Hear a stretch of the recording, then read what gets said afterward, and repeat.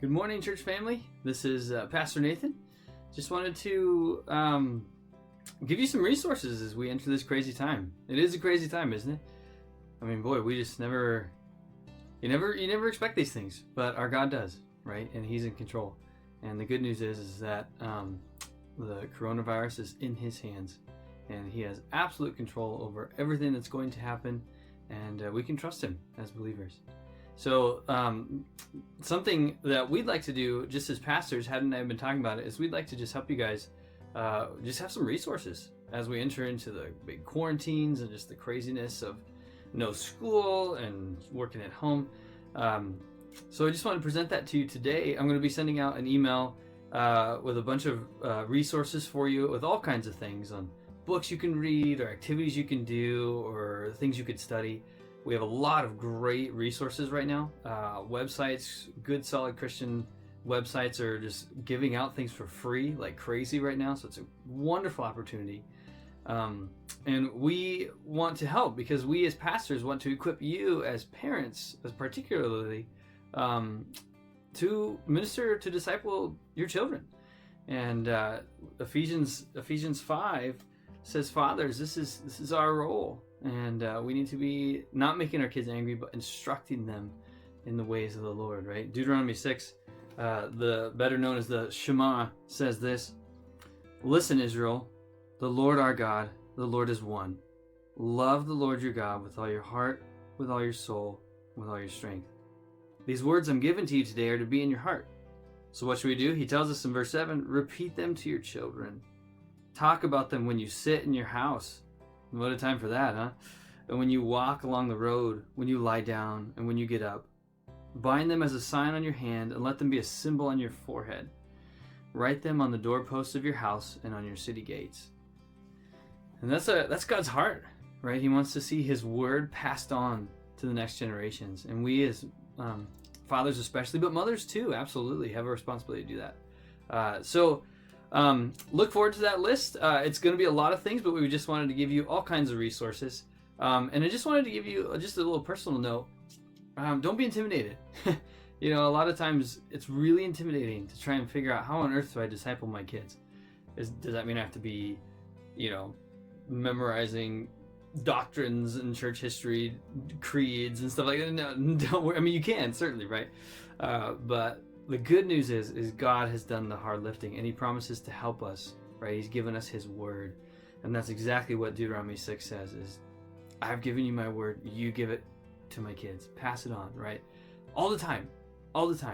Many of you are familiar with family devotions, and many are not, and that's okay.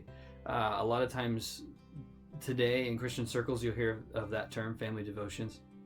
And a lot of people, that's just reading scripture together as a family, that's praying together, and singing a song or two. And that's it. So those are good things, but I'd like to even simplify it a step further and say just what Deuteronomy says here, just all the time, any chance you get. Just talk about scripture, bring it up to your kids, read it.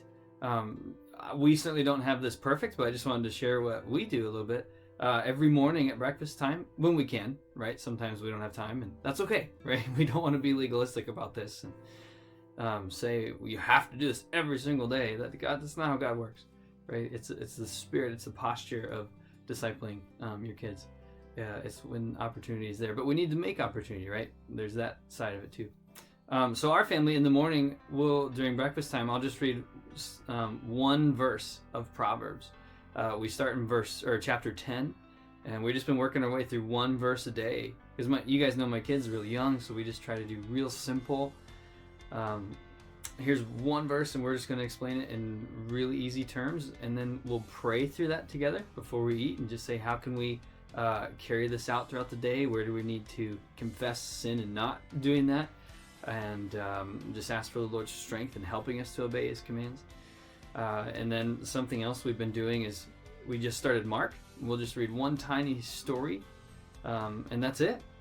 That's all we'll do. And sometimes I'll spread that out throughout the day, whether it's at dinner time or breakfast time, or Proverbs at breakfast, or Mark at dinner, anything like that. And then we just try to think about it through the days. How can we practice this when we're in our daily routines?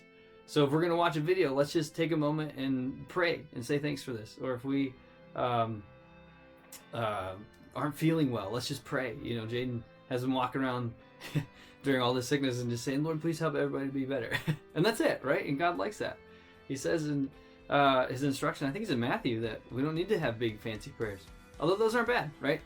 But that's not the point. The point is the relationship with the Father. So I just wanted to encourage you guys, just real simple, small tools. Just go to the Word, right? You don't have to be a scholar. You don't have to be a pastor. Just read it with your kids. Real simple, real short. You can do certainly more than that, but just be encouraged. God has promised to help you fulfill this task. He's not going to leave you alone to do this. He's going to give you His Spirit, and He's going to give you His Word. So just look to Him in that. So thank you guys. I hope you are all doing well. We miss you. We miss gathering with you. We'll be in touch just to provide more resources. We're going to bring some more things coming up with the youth here. This week and last week we just kind of got hit with this, and we're just trying to figure it all out. So we appreciate your patience and your prayers for us. Yeah, may the Lord bless you as you use this time of quarantine for His glory.